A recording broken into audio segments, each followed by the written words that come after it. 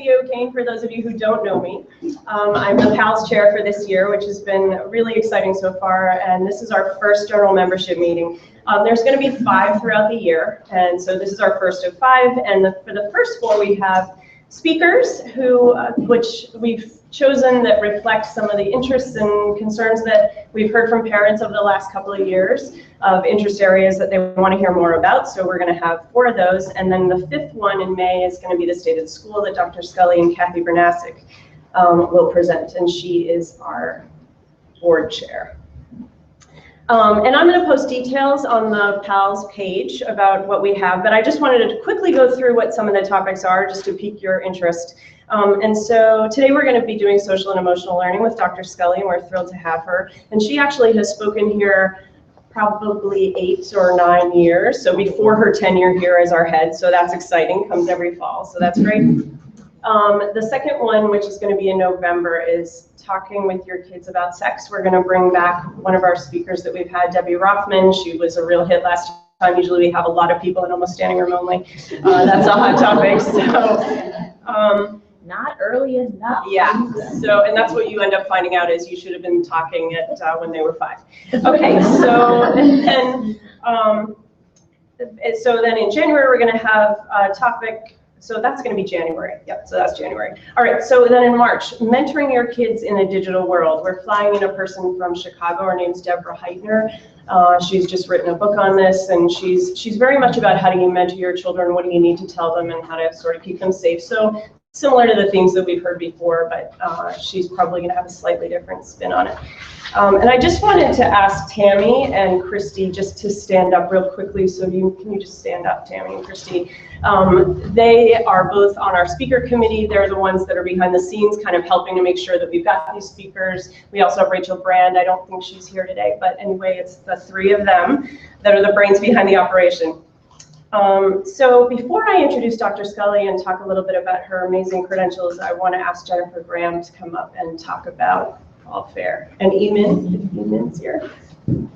Thanks. Good morning. Good morning. I'm Jennifer Graham, and this is Eamon Chow, and we are the co-chairs for the Fall Fair, which will be here in 2 weeks from Saturday, November 5th. I hope you have it on your calendars. It is one of the best days at Langley. It is so much fun. It's a day to spend with your kids, for them to be with their friends, their teachers. It's just a great community day. Our campus will be transformed into all things fall and all things pumpkin and harvest, and you will have, your kids will have rides that they can do, everything from bounce house inflatables to laser tag. We will have extreme air, which is where they wear the harnesses and bounce. That's always a hit. There'll be glitter tattoos, there'll be crafts, there'll be games. We'll have cakewalk and bake sale. I made little notes just so I don't forget anything because there's so much fun stuff to do. We've brought back our food trucks again this year, and we've actually added one, which will hopefully help our lines come down a little bit. And so we're going to have DC Slices, which will be pizza. Rockland's Barbecue, if you're familiar with their shop in Arlington, they will have a truck here. LA Taco, Miami Vice Burger, and our friends the Peruvian Brothers. So we should have a good variety, something to please your kids as well as adults. A huge thank you. I see so many faces here who are serving as our committee chairs and also people who have volunteered to work shifts. This event really cannot happen without our community coming together. It takes over 100 volunteers to run all our shifts. So it truly is a community day. And there are some slots that are still open. If you would be willing to donate some of your time on the 5th, we would love to have you work a shift, and there's literally something to fit every interest in every time frame. They're about an hour and a half each, so you can work it around your kids' soccer and lacrosse and dance and every other thing that we all have going on. If you look in the memo, last week's memo as well as this week's, we'll have the link to the page that will have the sign up. And also, we would love to have your baked goods for the bake sale and cakewalk. Again, these are completely run by parent donations. So what the robustness of our bake sale and cakewalk is attributable to our community. And we'll give more details in the memo this week and next about when those will be dropped off and all the little nitty-gritty details. What else am I forgetting? Buy tickets, yes. If you haven't bought your tickets, that's important. In the memo, the link to the Fall Fair page, also there's the link to purchase tickets. You can buy those online. They're $15 in advance. They're $18 the day of the fair, and that's your admission ticket. There's also the opportunity to buy dollar tickets, which are used for popcorn, cotton candy, raffles. Oh, how could I forget our awesome raffles? So there'll be 7 raffle baskets this year, and they are awesome. Your kids are gonna love them. They're gonna wanna stuff those raffle boxes full, and that's something else the dollar tickets can be used for. You can buy the dollar tickets online in advance, and they'll be waiting for you at will call, or we have 2 locations on campus the day of the fair where you can pick them up then. And if your family's like mine, we always need more than what we think we did. So. The food trucks will take cash and credit cards. You won't need tickets for those.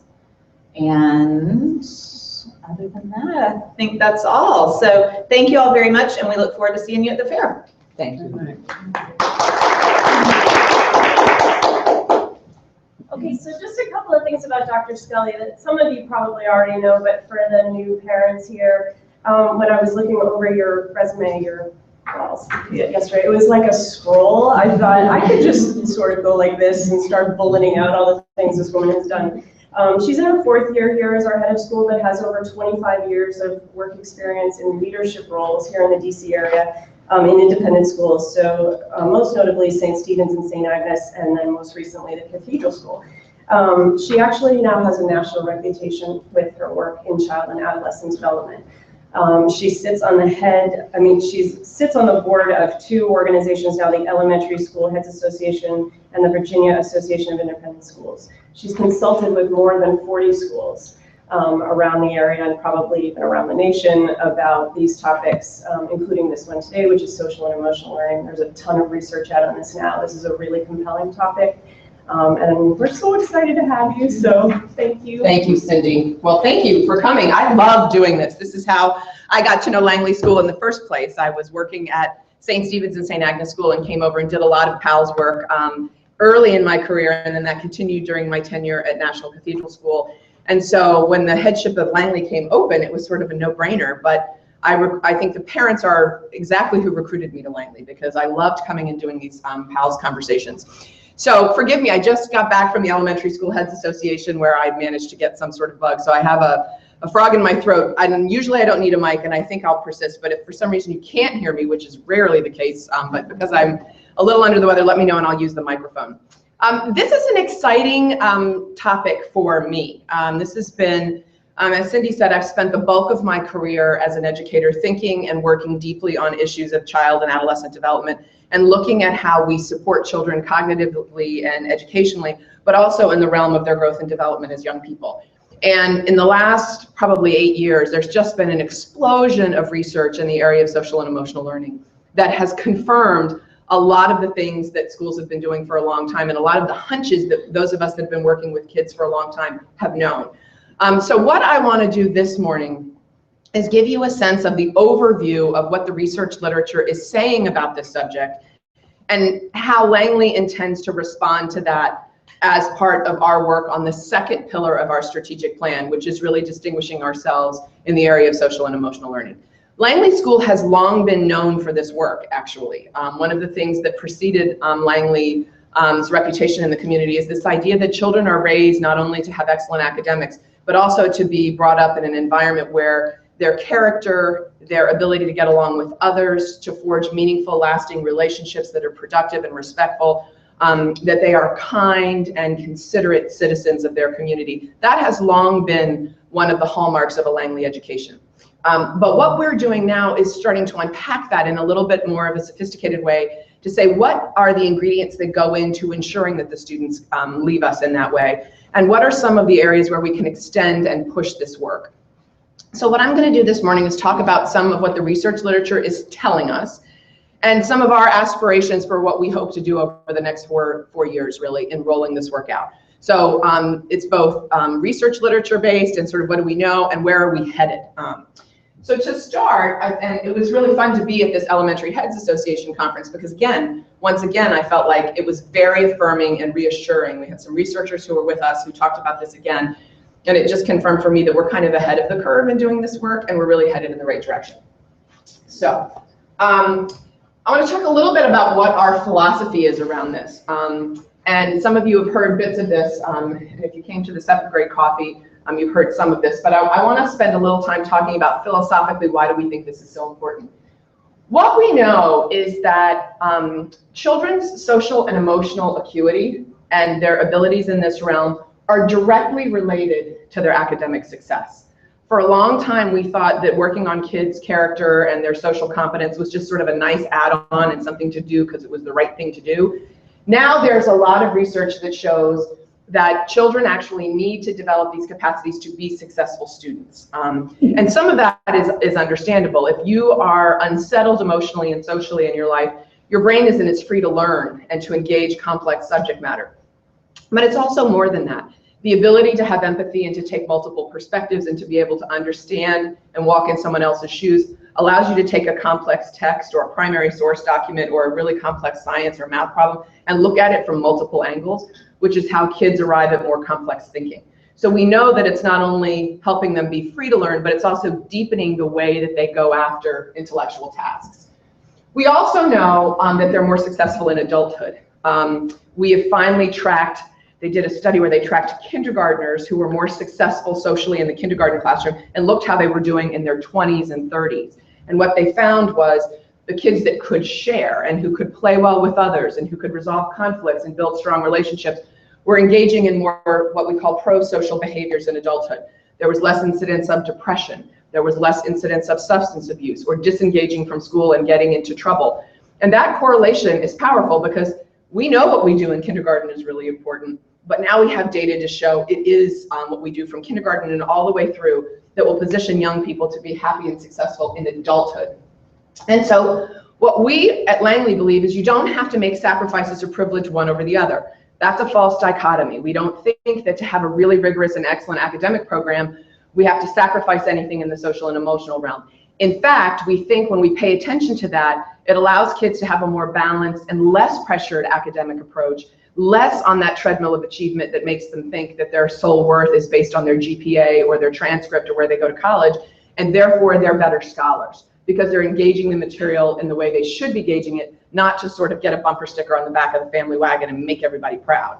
And that's not very fulfilling for very long. And of course, some of you have heard me say, there's a real concern in higher education that we're sending kids to college who've been on that achievement treadmill or hamster wheel, and then they fall apart at college and they really hit the wall. So they spent their whole young adulthood getting those credentials and getting into the school that they think is right for them.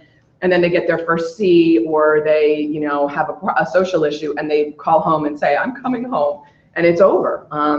We're seeing more and more kids on anxiety medications and the incidence of depression rising. And we think some of that has to do with this hyper focus on achievement while not attending to this other part of one's life that is equally important. And so we want to do both. We want to balance it, and we don't think that there are any sacrifices that come in doing that. We also understand that a lot of the skills of academic life are intertwined with some of the skills of social and emotional competence. They're not sort of discrete buckets. The ability to deconstruct something and to make an argument and to figure out a very complex problem is some of what we need to do in our lives. Some of what I have to do in my own family life is to take complex situations and family dynamics and break them down. I mean, Thanksgiving is coming, so we're getting ready to all go into that season of complexity.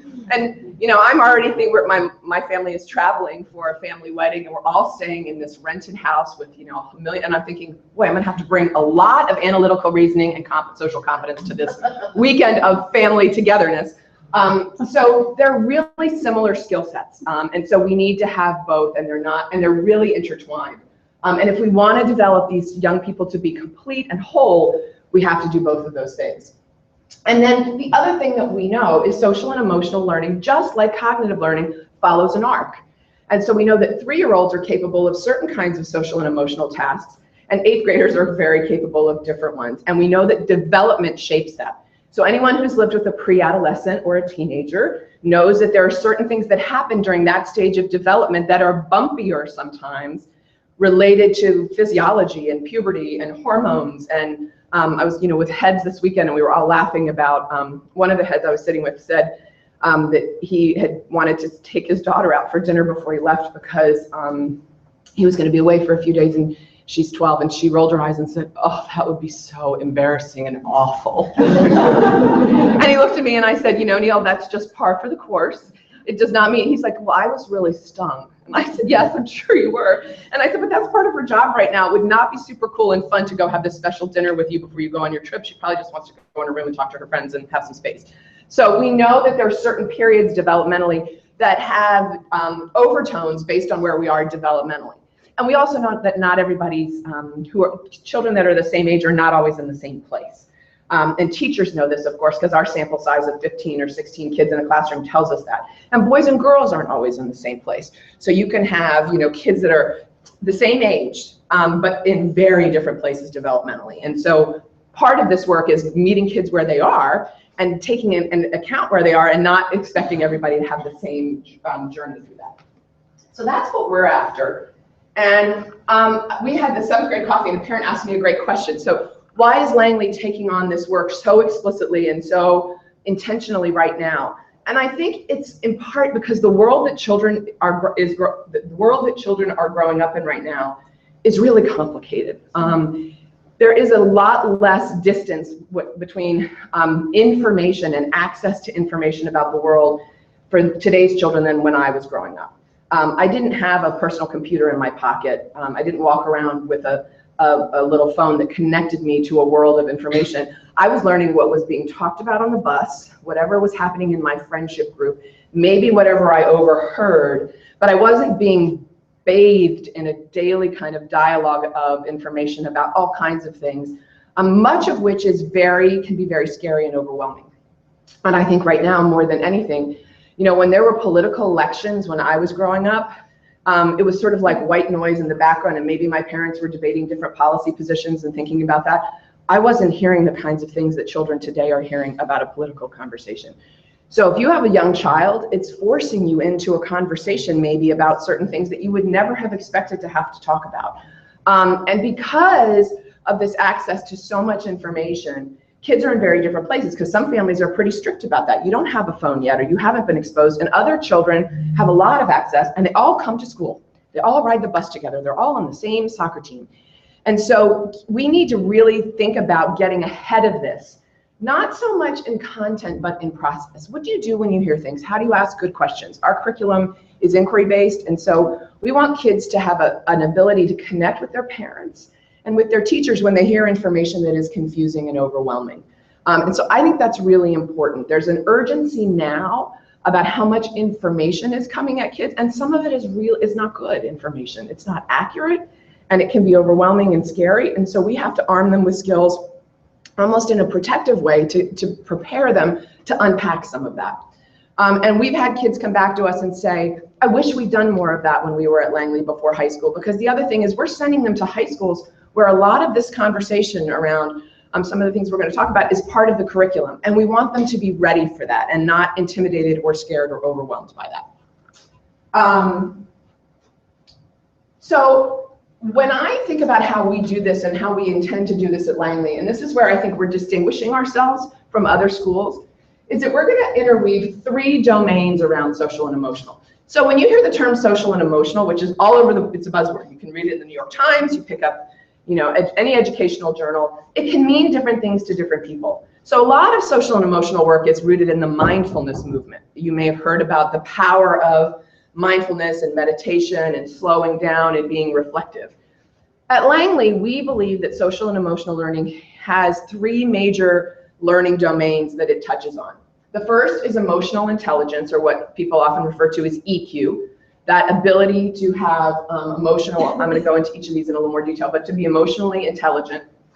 The other is cultural competence, this idea that children are growing up in an increasingly more global, interconnected, and multicultural world, and they need to be able to understand that world and live in that world respectfully, and to be able to understand difference and how identity is shaped. And then there's a whole part of social and emotional learning that has to do with what I'm calling health and wellness. That idea that when you go through puberty, for instance, your social relationships change a lot and friendship dynamics change. And there's a lot going on. And in order to navigate that time in your life, you need certain kinds of competencies around standing up for yourself, being a good friend, negotiating problems, solving problems, dealing with disappointment. All of that stuff that's part of being a teenager is part of health and wellness. It's also realizing how to take care of yourself. We know that sleep is one of the single most important determinative factors in a child's intellectual and academic success. And many of our kids are on devices up late, or they're burning the midnight oil and they're not getting enough sleep to be fully present to learn. And so teaching them about how to take care of their bodies, how their bodies will grow and change. So what we know is those are all interrelated. When you go through puberty, it's not like your emotional life gets put on hold. Your body may be changing, but you're having a lot of complex emotional reactions to that stage of your life. When you're going through puberty, they're talking a lot about identity. You know, that there's a lot of talk about girls and girls are like this and boys are like that. So gender, the whole concept of gender and identity is part of puberty. So these are not independent domains. They kind of interweave and interconnect. And so what we want to do is develop a program that acknowledges that interdependence and gives kids basic comfort in navigating some of this at school and at home. Obviously, this sort of goes without saying, the ability to understand yourself and to build productive, meaningful relationships really requires knowledge in each of these domains. You know, when we did some of our early strategic plan work and we asked parents what they wanted for their children long term, it was for them to be happy, productive, whole, healthy people. No one said, I need my child to go to Harvard and get an MBA and then hopefully go out and start their own business and be a millionaire by age 36. Nobody said that. That wasn't anyone's goal. They wanted healthy, whole people who were not living at home, you know, when they were 30. You know, have left the basement and they were on their own and they were happy and whole and doing good work, whatever. And many parents, as much as they might have hopes and aspirations, said, I almost don't care what it is that they're doing with their career as long as it brings them joy and challenge and meaning. So we know that those three learning domains are going to put them on a path to do that. And then finally, we know that building these capacities has a direct impact on their learning and achievement and makes the learning environment better for others. So it's both very inward looking. If I have these competencies, I'm going to do better. But if I have these competencies and all my peers have these competencies, this learning environment is going to be really safe and productive for all the kids. And having an awareness and appreciation of difference means that I'm going to include everybody in my class. And I'm going to interrupt things that are hurtful and discriminatory, and I'm going to have that basis. Okay, so I just came back from this conference and I slid the slide in last night because the newest research is really talking about what they're calling the Super Six. And these are the competencies that we want children who leave our school to have in abundance. And they're embedded in those learning domains of emotional intelligence, cultural competence, and health and wellness. And the first is self-efficacy. And it's this idea that I can do things in my life and have agency and control over things that I take on. And these are the sort of can do, I can do kinds of statements and competencies that we want kids to have. This is where college professors who are teaching undergrads are really concerned, that kids are coming to college and they hit a bump in the road and then they just collapse and go into their dorm room and call home. They're not advocating for themselves. The other is hope and goal setting. This idea that children have a basic sense of optimism about the future, and they have, using that self-efficacy, they have this sense that they can set goals that they can accomplish, that they can go out and do things on behalf of themselves and the world and to be successful. Again, this is not all A's and being the captain of the soccer team. This is about, I'm gonna put my mind to something and I'm gonna go after it and I'm gonna do it. The other is grit and determination. You've heard a lot about grit. We've talked about grit in these meetings. But this idea that to have hope and to have goals, you have to be able to recalibrate when there's a bump in the road. And you can pick yourself up, dust yourself off, and go at it again. And what we've known is that in what we've typically called the sort of trophy generation, where everybody gets a prize and everybody gets a ribbon and a gold star, is that we are actually working against grit and determination. Because if sort of everybody is a star and everybody gets a trophy, it's coddling a kind of complacency that we don't want. Sometimes you do come in last. I was a terrible athlete, and so there were a lot of moments where I was not first. In fact, my favorite moment was when I got the rebound in the basketball game and shot and scored for the other team, because I just was so excited that I actually got my hands on the ball and the basket was right there. So I was like, I'll just shoot and score. And then my parents were like, for the other team. So apparently basketball counts if the other team puts it, just who goes to what who. But grit and determination, I kept playing. I stunk and I kept playing. Mostly because I wanted to be on the team with my friends, not because I had any drive athletically. But there was some grit and determination that caused me to do uncomfortable things because I wanted to be part of something. And that's really important. And, you know, we've been laughing about in cultures where there's a lot of abundance, how do you develop this grit? You know, you don't put your kid falsely through you have no school, no shoes, and no lunch today. Good luck. You know, it's not like that. But it's thinking about how we as adults react when there's a bump in the road, and how much rescuing and pursuing do we do, and how many moments do we just ask questions and say, hey, I wonder what you're going to do about that, or what does that make you think you should try, rather than, you know, reeling out the buoy and, you know, helping them in. Emotional mastery, lifelong aspiration. I'm still working on this. But the idea that you really start to understand how your emotions affect your life, when they get in the way of things, when they facilitate things, and to being able to deal with the emotions of others productively. This is really hard. This is life's work. But when you're able to develop some emotional mastery, you are more successful and you're more calm. It was so interesting to be with 45 heads of elementary schools. And the biggest thing that we're all working on is that emotional mastery of the different competing things that come at us in our jobs. And it was really interesting to be with mostly men, actually, but a handful of women who were doing this work, and they all talked in different ways about how do you stay grounded in your emotional life as a head of a school when people ask a lot of things. And the most successful heads have some emotional compass, and we know that about children. And we also know that children come in different varieties, personality-wise. So you're going to have some kids are very emotional to begin with, and then there are other kids that are kind of like flatliners. But the reality is we can't be thrown by that because the emotions are there, and it's figuring out your own emotional compass and how to manage that. Reframing, this is huge with children. This idea that I ran for, you know, school president and no one voted for me. And it's a tragedy and a travesty, and obviously this means nobody likes me and my life is over. And the ability to reframe a setback or a situation like that in a different way that is more optimistic or positive, which is, that was my first run through. I needed to have one under my belt before I tried something else. It was a great learning experience. So nobody voted for me. That may just mean that my message wasn't as strong as it needed to be. Rather than I'm a loser because no one voted for me, to there are things that I can learn from this, and reframing something in a more positive light. One of the things that one of the facilitators did with us at this conference was they asked us to list challenges we're facing in our leadership. And then they asked us to reframe those challenges as questions. So, you know, for instance, you take a challenge and say, what are all the possible ways I could work with my administrative team on balancing competing pressures as institutional leaders, rather than my problem is I have no time to do all the things that I want to do. So the ability to reframe with kids into questions that have possible solutions is really helpful, because you don't want children to be deterministic and fatalistic about things. You want them to reframe things in their life that are hard as questions that have multiple solutions. So reframing, and then resiliency, which is that ability to have the slings and arrows of life come at us and not be incapacitated by them. And that is hard work for parents, because sometimes it means children are sad and unhappy and going through a rough time, and we have to be able to help them through that, but not so much that they think they can't do that themselves.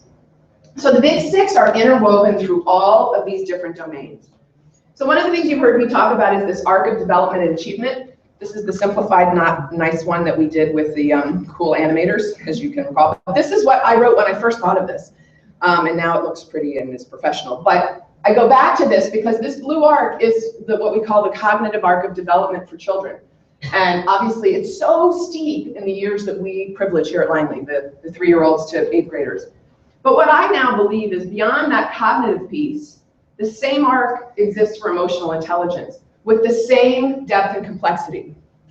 That there's a lot of growth. The difference between the emotional complexity of a 3-year-old and an 8th grader, it's incredible. And so what we know is developmentally, our children are developing emotional intelligence and emotional competence right along that same arc. And similarly, that's true for cultural competence.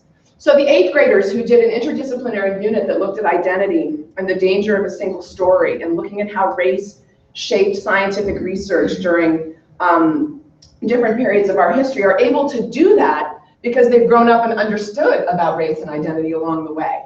And so again, it follows the arc. And then of course, similarly, health and wellness has that same arc. Again, how do I keep my hands to myself and play well with others is really different than an 8th grader navigating their first crush or their first sense of, I'm going to a school dance and what is going to happen. Those are very different experiences, and yet, if we work with them along that arc, they're ready for those experiences. So the idea here is how do we build a program that accounts for this and has meaningful opportunities for kids to learn about these things. So in the area of emotional intelligence, it really comes down to this. We want students to identify in a sophisticated way, not happy, mad, sad. There are a lot of emotions that we experience beyond happy, mad, sad. To have a sophisticated understanding of their feelings, to be able to regulate those feelings, and to understand the emotions we experience and how those emotions affect other people.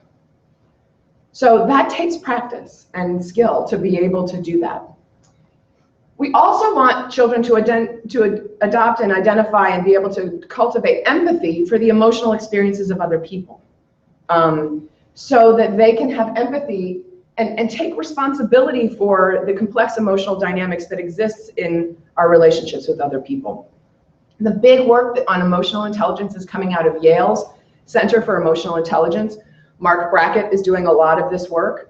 And it involves having things like a mood meter where kids can place themselves emotionally on that mood meter depending on how they're feeling, and then develop strategies for moving themselves. If they're in a highly anxious and unsettled place on the mood meter, what techniques exist for them to bring themselves down into a much more calm and happy and a greater sense of equilibrium? And what we know is you can teach that. Some of it is in this mindfulness and meditative practices, just to bring yourself down off the edge when you're feeling really, really stressed. And we can teach kids how to do that. So emotional intelligence is huge.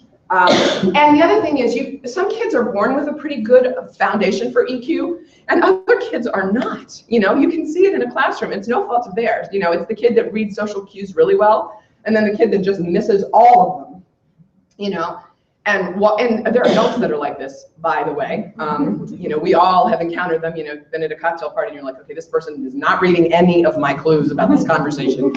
But what we know is working with kids on this does stretch that rubber band. So a kid that's naturally high in EQ and maybe even hypersensitive in this may need some help not carrying everybody's emotions. You know, like, okay, I understand your best friend is sad. You gotta have a little bit of distance from this. Or a child that's not reading at all, help them figure out how they might become more open to that. So again, learning how to be in that. Cultural competence is really the ability to figure out how identity shapes who we are and how we move through the world. And the thing about identity is there are aspects of our identity that are visible, and there are aspects of our identity that are invisible to those around us. And we carry that with us. And we often talk about the obvious parts of identity, so our gender, our race, our ethnicity, age, ability, socioeconomic status, sexual orientation, and religion. But there are lots of things, you know, whether you're adopted in your family structure. If I had a dime at this conference that every time someone said, well, where is your partner and your children?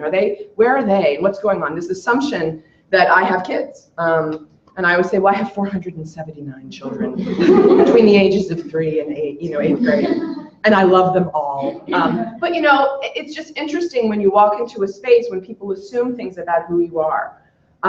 We have children that have experienced childhood trauma in this school. We have adults that have experienced that. That's a big part of our identity that we carry, but it's not visible. And yet we want to have environments where we set up activities that honor both visible and invisible parts of our identity. We don't want to say, you know, to young children we won't want to assume that they all know exactly where they were born, or that they have an in-depth knowledge of their birth parents, because for an adopted child that may not be the case. And so it's that idea that we carry with us parts of our identity, both invisible and visible, and that affects how we move through the world. how we think about problems, how we relate to other people. And then, of course, there are stereotypes, bias, and discrimination that come from some of these ideas. You know, I'm the president-elect of the Elementary School Heads Association, and there have been 3 women heads of this organization in 70 years. That's surprising. In elementary education, which is typically populated by a lot of women leaders. And so there are things like that that exist in the world. And again, we want kids to be sensitive to that. We just want them to be cognizant of that so that they can be as respectful and inclusive as possible. Because again, what does that do to the learning environment? It makes it more of a level playing field for everybody. And then obviously, there's such richness in meeting people who are different than we are and who have lived different lives and had different experiences. And then to be able to lean into that, because then when we read a novel or we look at a painting or we solve a complex science experiment, we're taking that understanding of difference into those kinds of intellectual tasks. And then, obviously, health and wellness. And this is really about understanding how we grow and develop both physically and psychologically and emotionally. And so for kids, they do need some age-appropriate information about anatomy and physiology and nutrition and puberty and human sexuality, and particularly as they get into middle school, relationships and friendships and how to be a good friend, and all that comes into the social dynamic of being in middle school. And what we know is the reason these domains aren't separate is that sometimes in middle school there's a lot of teasing about being a real boy or a certain kind of girl. There's a preoccupation with appearance and how you look. And a lot of that is based in stereotypes about how we're supposed to present ourselves. So it's really good to be thinking this is a good place to pause and say, gosh, and there's a lot of emotional intelligence that comes with this. To be a good friend, you can't be completely consumed with your own life and your own problems. You have to make room for your best buddy. You have to be open to moments where you might feel left out and know how to talk about that. You know, when I was growing up, you know, slumber parties could go terribly awry in middle school. I mean, really, they could. Sometimes they were great and it was just like a sugar chunk candy high with lots of movies and giggling and then exhaustion. But sometimes, I mean, I distinctly have a visceral memory of one time in a slumber party where all of the girls that were there decided to tell me what I was doing wrong as a friend. And it was like 7-1. And I remember, like, you know, they vented about all the things I could do better as a friend. They all, you know, had their popcorn and went to bed. And I lay there mortified and sad and upset. And that wasn't through Snapchat and that wasn't through Instagram. That was just like a gang up on Elinor in the moment in our sleeping bags. But I remember what that felt like. But I also got to go home and I got to get away from it. And my mom, you know, took me to Lord & Taylor, which is usually what happened when I was down. Just kidding, sort of. But, you know, we had a moment of recalibrating, but it wasn't in my phone, it wasn't in my pocket, I wasn't being reminded 24/7 that there had been a slumber party where my fault as a friend had been critiqued. So again, that's why health and wellness has huge emotional overlays, huge emotional overlays. When I think about all the body stuff that went on when I was growing up, I had a friend that was heavy. And I remember what it was like for her growing through puberty and the sort of emotional intensity she felt because she was overweight and how the world treated her. So we want to work on this because we want kids to be sensitive to this. And we're never going to insulate them and we're never going to like put a special suit on them that means that there are no bumps. But if we work on these competencies, they'll be better able to weather them and they might be less likely to participate kind of unconsciously in actions and behaviors that are hurtful. So those are the learning domains. And I just want to spend a couple minutes talking about the values that are beneath this. Because when you do this work in schools, it's really important that we are explicit that this is a values-based curriculum and that we are in partnership with parents. Children spend a lot of time in school, but you are the primary educators of them in these realms. But what we want is school to be complementary to that. We want the work you're doing to raise these emotionally competent, culturally competent, and strong, you know, well-prepared students around health and wellness to have a place at school where that is mirrored. So obviously, some of these values we've talked about and are pretty obvious. Emotional states have an impact on student learning. I remember when I got off the bus and David Budendeck told me that I had a unibrow. I was probably in 6th grade and that I should pluck my eyebrows. I didn't learn anything that day. Not a thing. Not a thing. I went home and said to my mother, I think I need to pluck my eyebrows. And she said, don't be ridiculous. You're too young for that.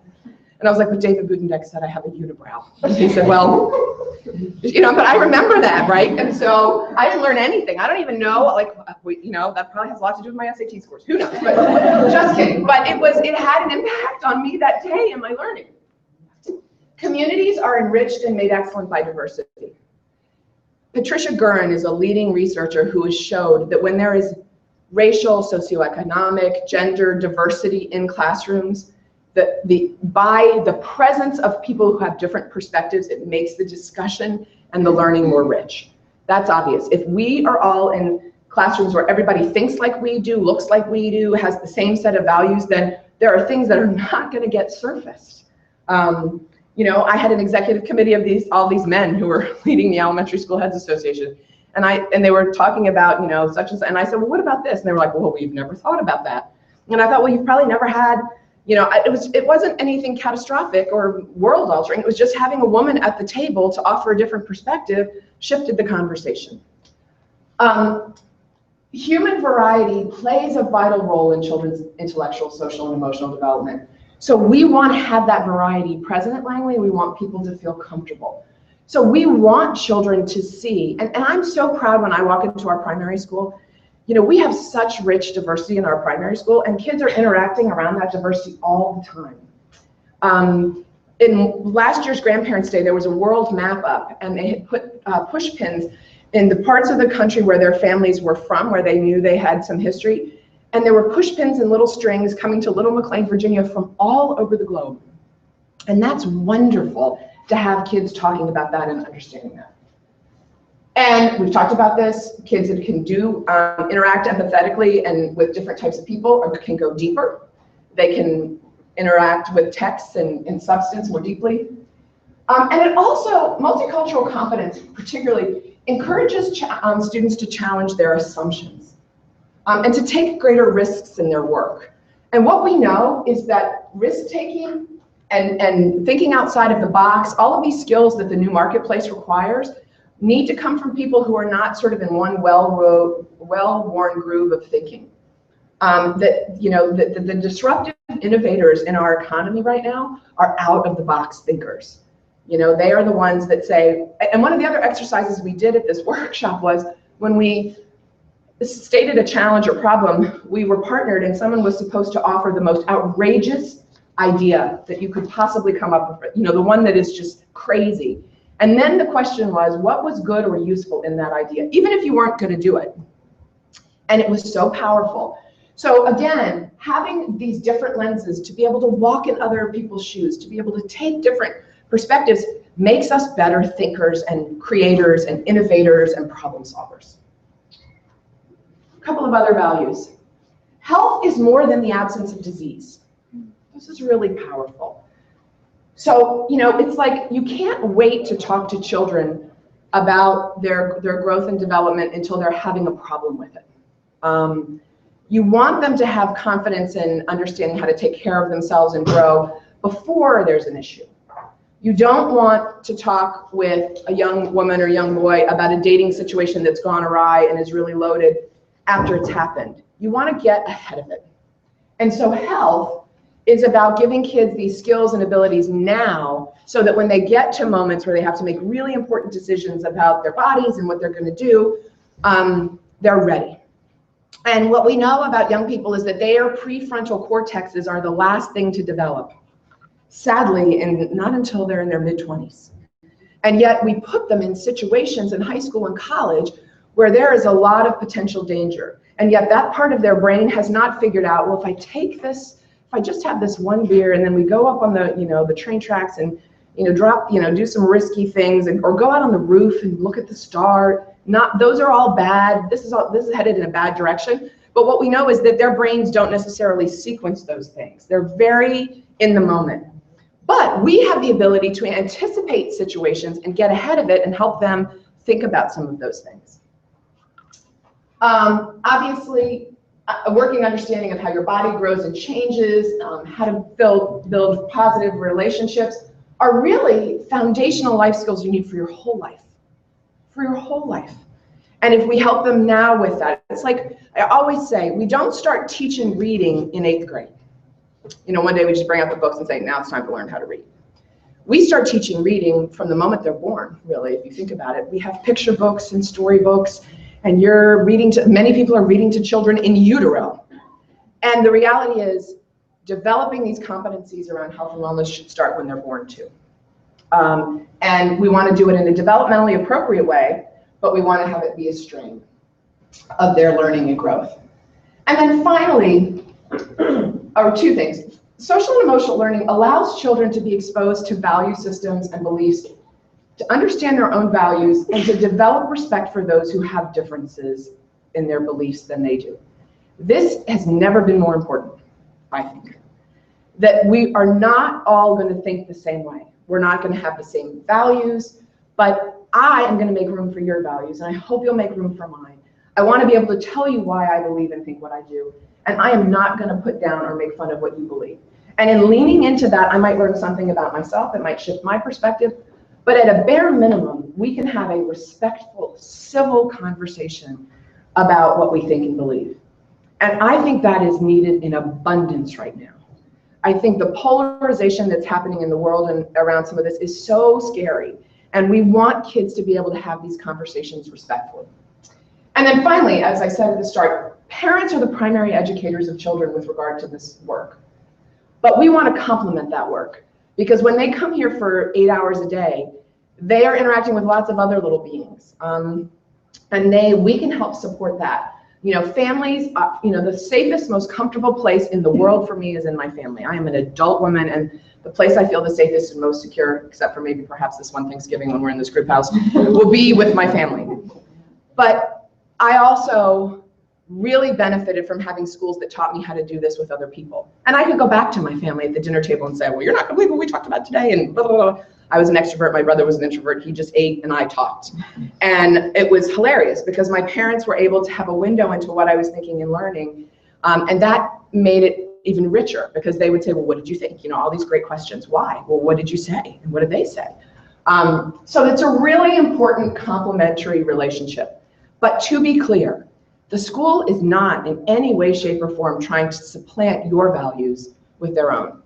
Our job is to give kids the skills and the competencies to engage those values in a very, very respectful and sophisticated way, and to support you in doing that work, so that when kids leave our schools and they go to high school and they go off to college and hopefully change the world, they have confidence to do that.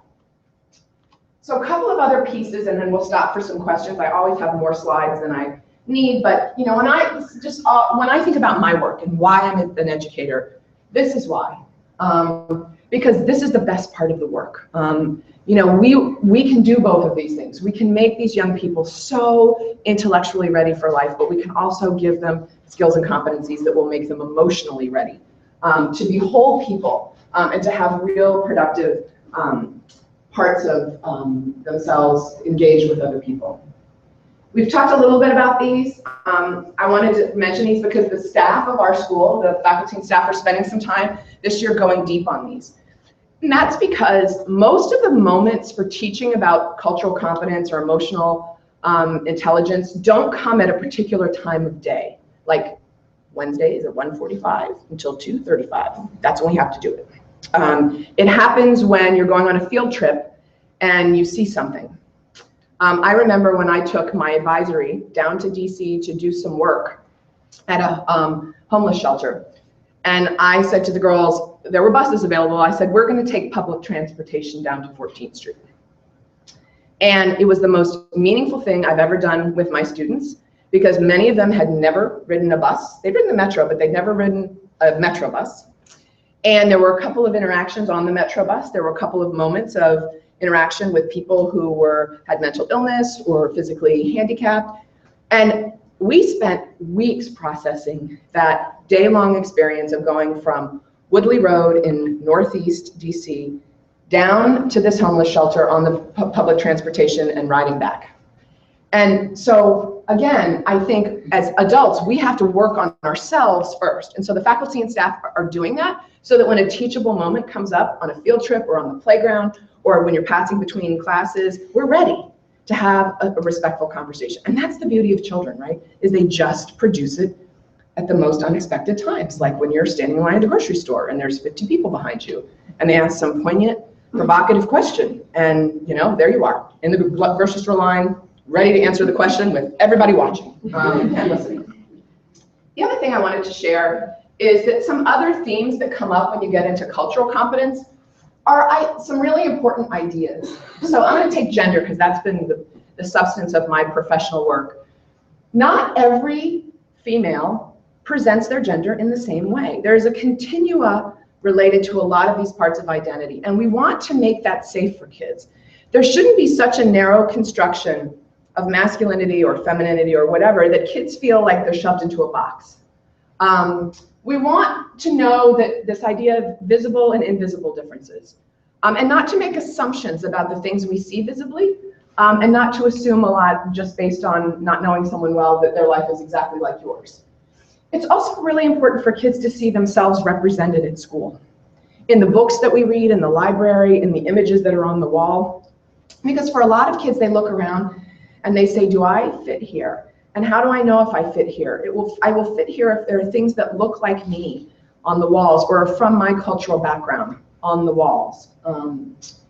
And it's really important for kids to talk a lot about stereotypes and where stereotypes come from and why are stereotypes so prevalent, and then what kinds of misunderstandings do they lead to. And we want to talk about bias and privilege, and we really want to spend some time having kids figure out ways to talk about their deeply held values or their emerging values, as I said, in ways that are safe and inclusive. And so that is some of the work that we're talking about as a faculty. We're also starting this work in our 7th grade right now, which means we're doing 7th graders are having a 3-part experience throughout the trimesters. The first is a life skills course, which is talking about some of the health and wellness stuff we've talked about. And we're doing some drug and alcohol education. We're doing some healthy habits work. And they're going to get some CPR training and some other things. And then they're doing some leadership work in the classroom as part of this, which is getting to the idea of what is your leadership style, looking at things like introversion and extroversion. How do you lead from in front? What does it mean to lead from within? What does it mean if you are more introverted or shy? This wonderful book, Quiet, I hope you've read, this opportunity to think about what does a quiet person bring to the conversation? All of that work, how do you, as a leader, get through a tough time? You've got an agenda, you ran on a platform, now it's time to get it done as a leader and it's not working. And then we're adding this seminar on cultural competence, where we're inviting them to say, what are some aspects of identity you would like to talk about? And so they're picking topics that are important to them. They've identified socioeconomic status as one of the ones they would really like to know more about. And I think it's because they don't have a working understanding of that. And they're aware that that is an issue in the world. And so they put that forward. So I just wanted you to know that that's one way we're starting some of the work. What is the goal of the class? It's really just to give them some foundational experiences in beginning to have this dialogue, to give them some baseline vocabulary, particularly in the area of cultural competence, to work on that muscle of building perspective, empathy, and understanding. And we really want to prepare them for high school. We are doing this with our 7th graders because this seems to be an inflection moment where there can be a lot of conversation back and forth among kids that isn't particularly respectful, particularly when it's done through a device and it's not face-to-face. And we want to really challenge them to think about the impact of those kinds of actions and to back up and say, where is that coming from and why is that happening? So that's sort of part 1. And I think with that, I'm going to stop and see what questions or reactions you have. And see if we can have some dialogue, because I think we're good on time. Yes. Yeah. So I'm new to the school, and I have to say, I'm so torn, because on the one hand, the progressive person in me says, yeah, this seems so great, and this resonates with me. But then the type A parent in me says, well, gosh, that's going to be taken away from how my child is learning to read, or if he's in 8th grade, when he's preparing, a science project. So how is it? That's great. That's so good. Yeah. So how do you integrate it into the curriculum without taking away from something else? Okay. So first of all, thank you for being so honest, because that's awesome. Because I think a lot of people sit here and nod and they want to lean into this and say this is great, but they're thinking that, but they're not brave enough to say it. So thank you. The key is this more integrated approach. So for example, it's not like we're going to pause the quote unquote academic curriculum and step out and say it's social and emotional learning time, and they put on a different hat. The goal is to interweave much of this into the work that they're already doing. So you can think about social studies and language arts pretty easily, right? About ways you could, we already do this. There are lots of stories that involve a character that hits an obstacle or a bump in the road. There are lots of stories that explore and unpack emotional life, all the while giving them experiences of reading deeply, reading for nuance, reading on grade level, and all of that. So some of this is just about embedding it and then giving those reflection times in the class. The places where we're putting the more explicit work is places that's not going to be academic time anyway, because kids can only do but so much sort of structured work on mathematics or science. So it's two-pronged. It's looking at places that we have space, advisory in the middle school. We have time in the lower school, for instance, in life skills. In the primary school, we have something called morning meeting, which is part of the responsive classroom approach to learning, which is a built-in time that kids absolutely need to sort of set for the day. And it's making sure we're capturing moments that already exist and making them more meaningful. And then it's about making sure that when you're taking up a particular topic in language arts or science, that we're capitalizing on the inherent teachable moments in those lessons, and making sure these themes are there. So it doesn't necessarily involve a radical use of time. It's about infusing existing time with the right kinds of lenses and moments of learning. So that's my answer, is that it's embedded in what we're doing. And so it's not really pulling them away from academic time. You're welcome. Leah. Well, first, I want to thank you for the progressive but grounded philosophy and helping us educate them emotionally, physically, and not a sort of rote, I'm not being denigrating, South Korean style, or, rote. But the question I have is advice on a daily activity like homework in the context of a tiger mom, helicopter mom versus free range, when, for example, last year one of the speakers said, this is the exact trapper homework binder every kid should use. Right. And you've got to tell your kid exactly how to do everything, versus letting them fail and forgetting to do their homework.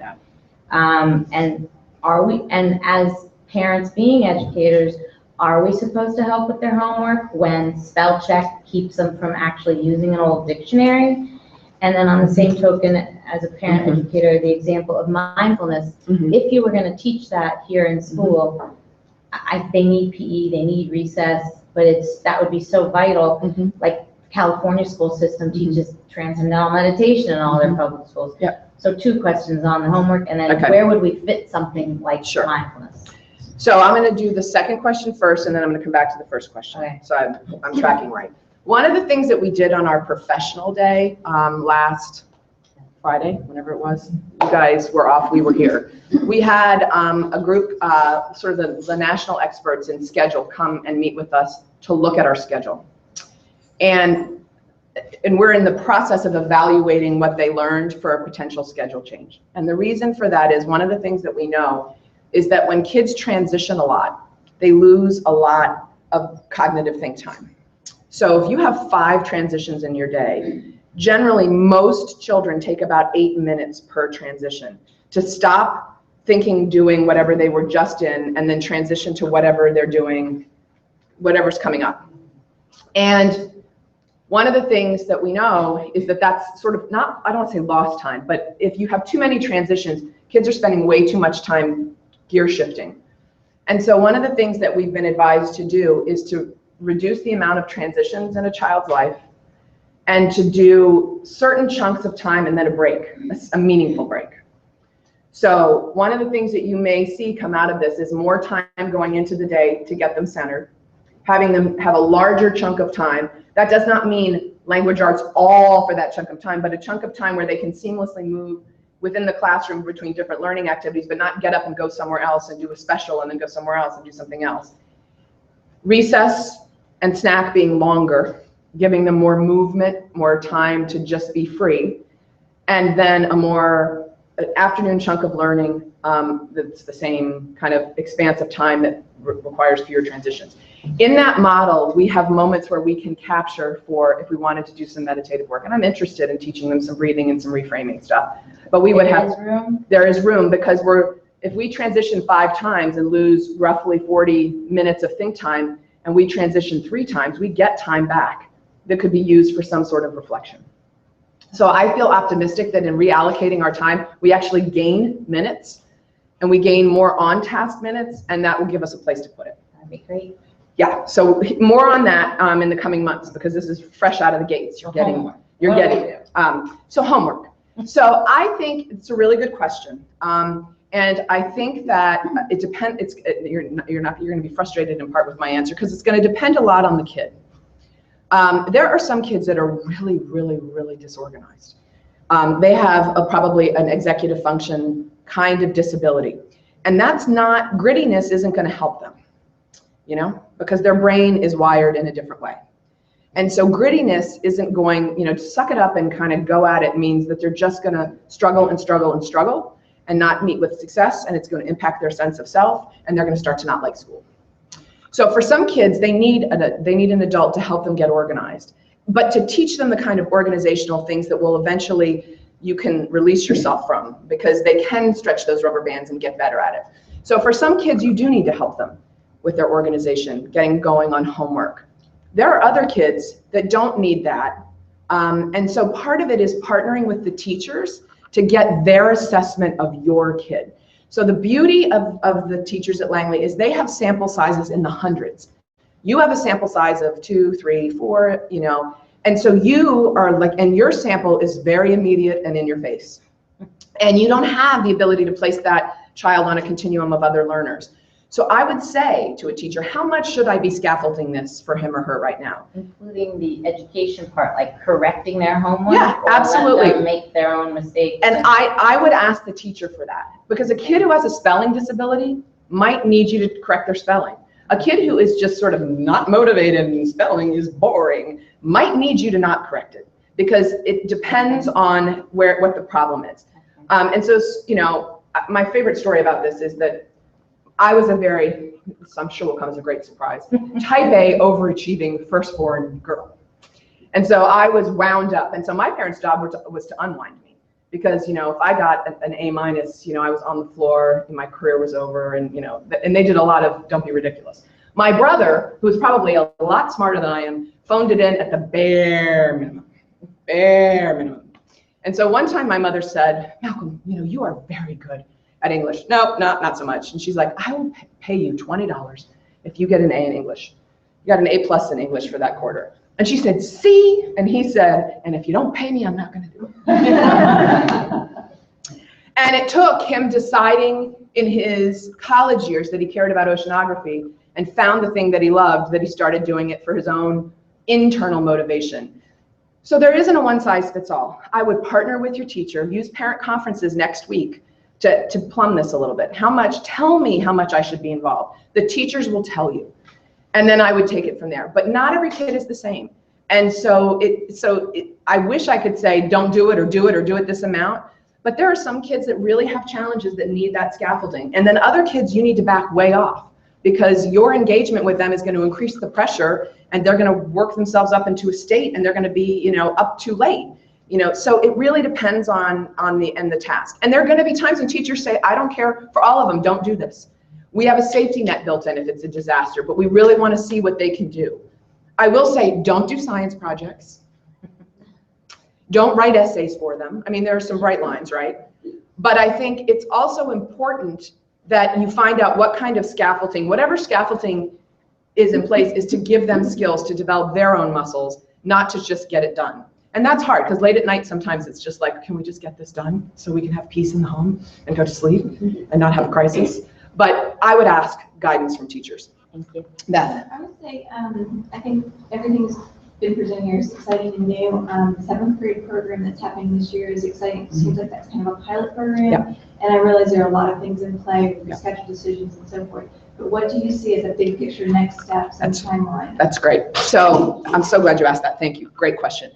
I think our middle school needs more of this, for sure. So when I think about my next move would be to look at 8th grade and to see if there's some sort of seminar we could do for 8th graders. And my goal there would be to think a lot about their transition, to capitalize on the outplacement process and really start scaffolding almost in a case study kind of model, what kinds of things they might anticipate facing in high school, really get some good dialogue going. I would think there would be a really cool potential for a parent education program. One of the things that we did at Cathedral and at St. Stephen's and St. Agnes that I loved is we did a program with seniors and their parents right before they left for college. And there were dual tracks. So the kids were working with one set of people on transition and separation issues, and the parents were working with someone else on transition and separation issues. And I think there's a lot we could do to enrich that 8th grade moment, giving parents some opportunities to anticipate, especially if this is your first one going to high school, or just they're different. Like my going to high school was really different than Malcolm going to high school. I mean, he snuck out and did all kinds of bad things. I didn't do that.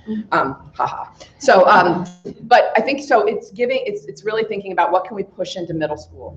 Then in lower school, it's really doing a lot of this emotional regulation work through our responsive classroom model. So I'd like to see us really push as our next step with lower school, making this emotional regulation thing job one. Because if we can get that in place, then there's a lot more space to do other kinds of things.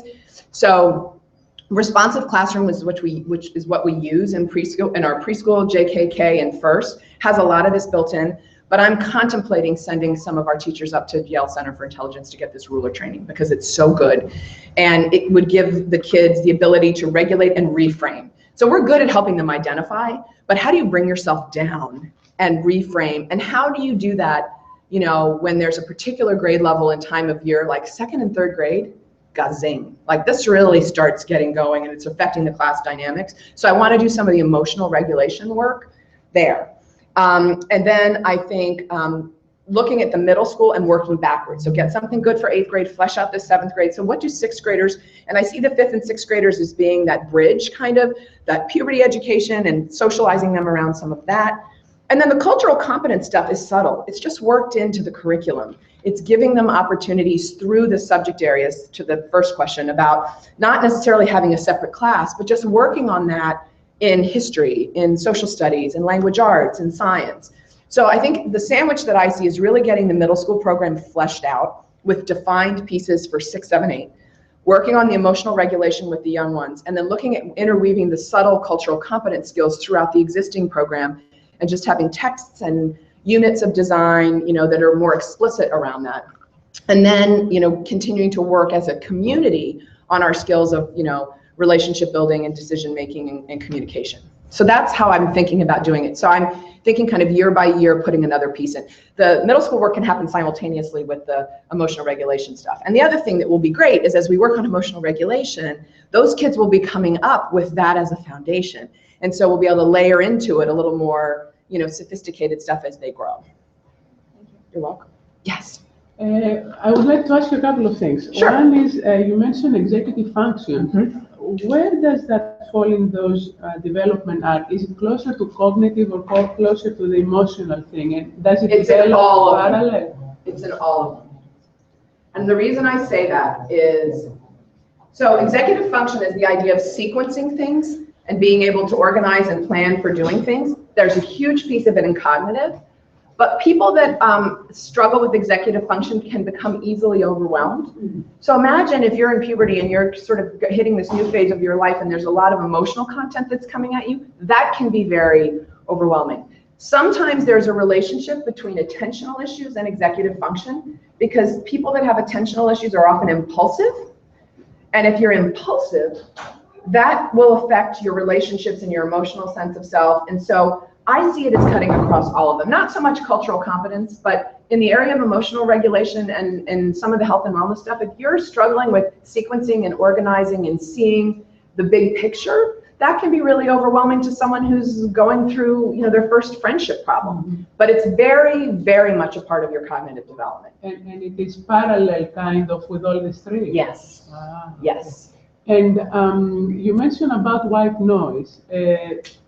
Are we going to teach our children all this information they receive, what they should understand that it's really white noise and it doesn't matter right now in their lives. And especially when, like, my child's white noise may be different from that child's white noise and may be different from that. So I think that's the key, is helping kids to understand and engage what's in the background that's affecting you and how to place that somewhere in some kind of context. Because you're right, some people's white noise is really, really different than others. And so it's really about that emotional acuity, that ability to sense what's going on around you and to put it into some kind of context.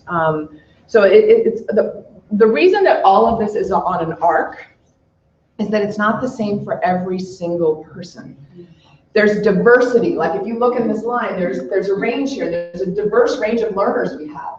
And we have a diverse range of kids with varying degrees of emotional intelligence. And so it's about teaching to that range, giving them a set of core competencies and perspectives so that they can evaluate themselves, and having adults in the school who know them really well and can help them figure out, for you, this is a big deal. For someone else, it's not so much, but how do you manage it? Yeah. So it's very individual. And that's why parents are so important. That's why parent conferences are so important. Because you're sitting down with a teacher who can look across the table and say, this is what I'm seeing, tell me what you see at home. And it's in that moment of connection that we find out, oh my gosh, well, this is going on at home and that makes sense. Or I'm seeing something you're not seeing and you're seeing something I'm not seeing. So I think that's where the partnership between the teachers and the parents really comes in, because then you can help us understand your child a little better, and we may be able to furnish some perspective that's new for you, and then helping each child kind of figure it out for themselves. Thank you very much. You're welcome very much. I know we're getting low on time. Yeah, and I just want to add one thing, because these questions are coming up about executive function, and what I neglected to say originally is our next speaker on the 8th of December is Kathy Essig. I think I'm pronouncing that right. Yeah. And she is going to really delve into this whole frontal lobe thing and what is executive function and how do we help kids manage the management of school and their tasks. And, you know, some are more organized, some aren't. And so looking for some cues and hopefully give us some tools for how to build these skills, because some of them really don't develop much before, I think, like 6th grade. Yeah. Can I plug her? Her partner is a mother here at Yes, the school, she and is. fabulous idea, Great, and worked with her own son's problems, and it's called Study Pro. I just think it's the most amazing idea. That's great. It's really helpful it's a great opportunity that we have someone like that coming. I think it will really help you. And you know, this cuts across everybody. I mean, you think executive function, but even people who are very high in this area, in the pace of life in today's world, you still need help with that. So I really would suggest coming to understand that, understand the biology of it and the cognitive neuroscience of it, and then the practical part. Okay. Oh, yes. I just wanted to add, and people might find it useful, the Parents Council of Washington. Oh, yes. Thank Their you. the Fall Speaker Excellent. Series is Wednesday, September 26th at Langley School, and the topic is the whole brain child. It's a great. Which is really related. That's great. Thank you, Huloche. I should have said that. That's an excellent. I thought we That were one's allowed. open to everybody, and it's an evening presentation at 6:30. 6:30. It starts mingling, and I think the presentation's at 7, and yeah, it's open to any member school parents, So they do one every year that's open to all the parents in the network. It'll be packed. And that's on October 26th, you said, huh? Yes. Yes. And it's in Bethesda. We'll make sure we get that into the memo so you can Yeah. put it on your Thank calendar. you for bringing that up. Well, I want to be respectful of everybody's time, so I'm going to call it. If you want to talk to me, come up. Otherwise, have a great day. See you at Fall Fair.